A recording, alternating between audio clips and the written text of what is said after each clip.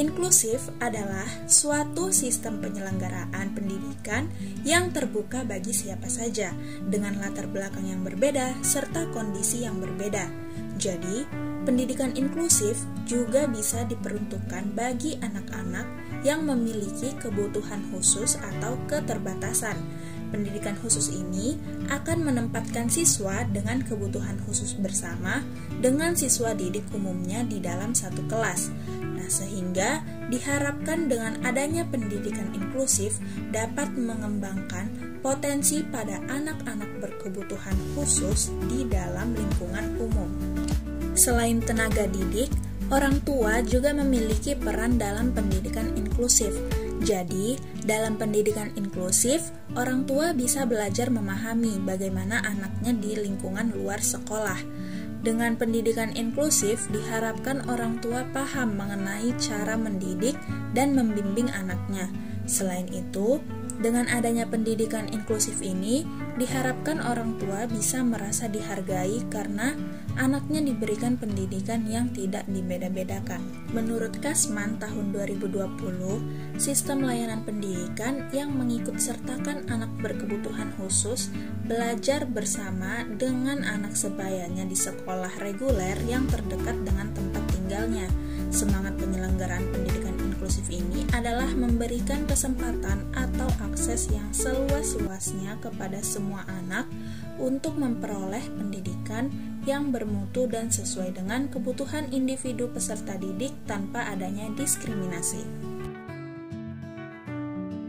Namun, menurut saya pribadi, pendidikan inklusif di Indonesia itu masih mengalami berbagai tantangan, seperti kurangnya tenaga pendidik yang terlatih, sarana dan prasarana yang belum memadai, serta stigma negatif dari masyarakat. Untuk mengatasi tantangan-tantangan tersebut, diperlukan kerjasama dari berbagai pihak, termasuk pemerintah, masyarakat, dan keluarga untuk menciptakan lingkungan pendidikan yang inklusif dan ramah bagi semua anak. Lalu solusi apa yang bisa diberikan dalam menangani hal tersebut? Jadi, penyelenggaraan pendidikan inklusif yang optimal memerlukan sinergi dari berbagai pihak, dimulai dari peningkatan kesadaran masyarakat akan pentingnya inklusi, diikuti dengan pelatihan intensif bagi tenaga pendidik agar mampu menerapkan metode pembelajaran yang adaptif. Selanjutnya, penyediaan sarana dan prasarana yang memadai, serta dukungan penuh dari orang tua dan komunitas menjadi kunci utama. Selain itu, kebijakan yang mendukung seperti modifikasi kurikulum dan sistem evaluasi yang fleksibel juga diperlukan.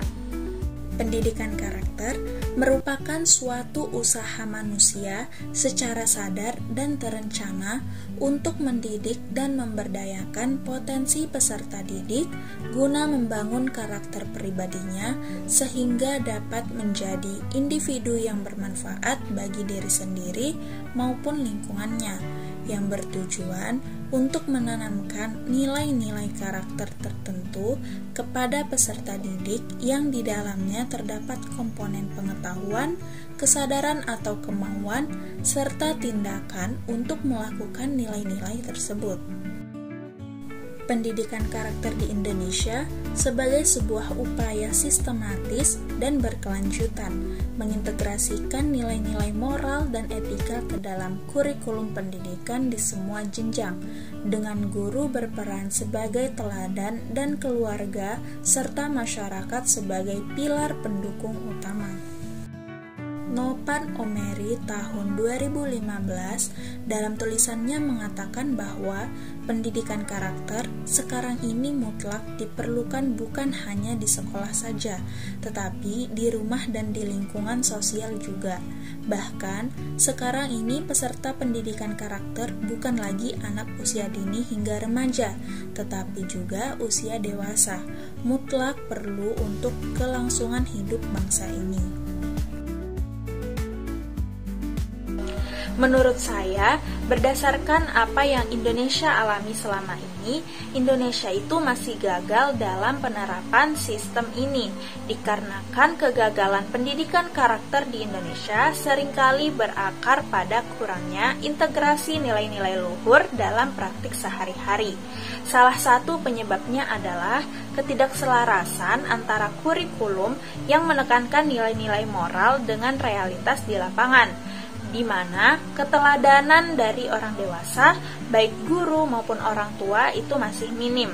Selain itu, pendidikan karakter seringkali hanya berfokus pada aspek kognitif, yaitu pengetahuannya saja, tanpa mengedepankan aspek afektif atau perasaan dan psikomotorik atau tindakan. Akibatnya, peserta didik memahami nilai-nilai tersebut secara teoritis saja, tetapi tidak mampu mempraktikkannya dalam kehidupan sehari-hari. Untuk mengatasi kompleksitas permasalahan pendidikan karakter di Indonesia, diperlukan sebuah program terintegrasi yang tidak hanya berfokus pada penguatan kurikulum dengan memasukkan nilai-nilai luhur Pancasila dalam setiap mata pelajaran, tetapi juga pada peningkatan kapasitas pendidik melalui pelatihan intensif dan membentuk komunitas guru penggerak. Program ini harus melibatkan partisipasi aktif orang tua melalui seminar dan lokakarya, serta pemberdayaan lingkungan masyarakat dengan mengembangkan kegiatan positif bagi anak-anak dan kerjasama dengan berbagai elemen masyarakat.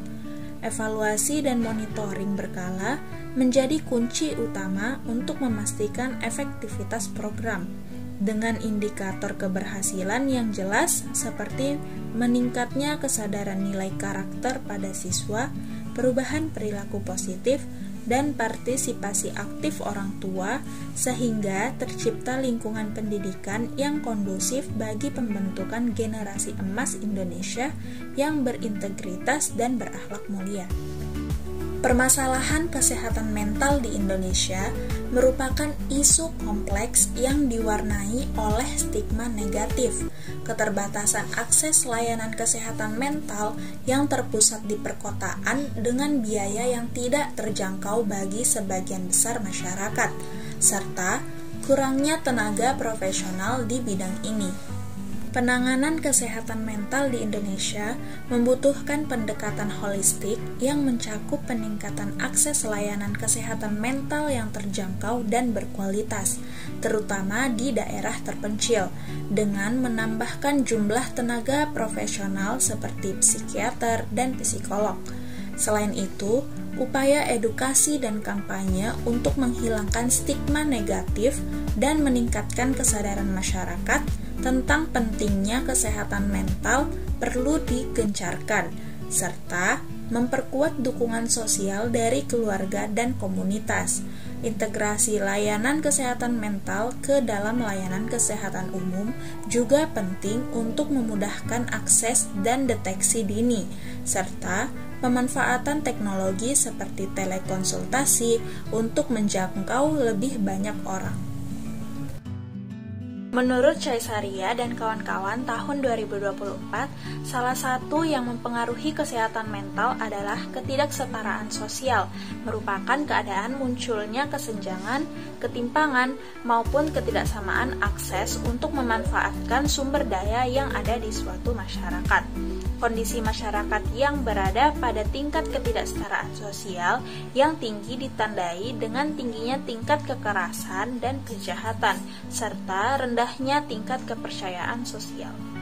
Menurut saya pribadi, penanganan kesehatan mental di Indonesia masih menghadapi tantangan besar, ditandai dengan kurangnya akses layanan kesehatan mental yang memadai, terutama di daerah terpencil, serta stigma negatif yang melekat pada masalah kesehatan mental.